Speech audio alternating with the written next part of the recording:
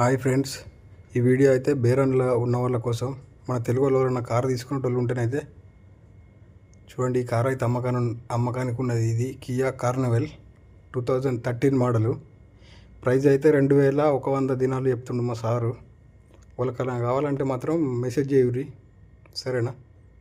Car అయితే ఒక్కళ్ళ చేతుల్లో, మా సారు చేతుల్లో, ఫ్యామిలీ దగ్గర నడిచింది, కంపెనీలో నడిచింది కాదు. బండి అయితే 4 టైర్లు అయితే కొత్త వేయించినాం ఇప్పుడే. బ్యాటరీ కొత్తదే, బండి కండిషన్లోనే ఉన్నది.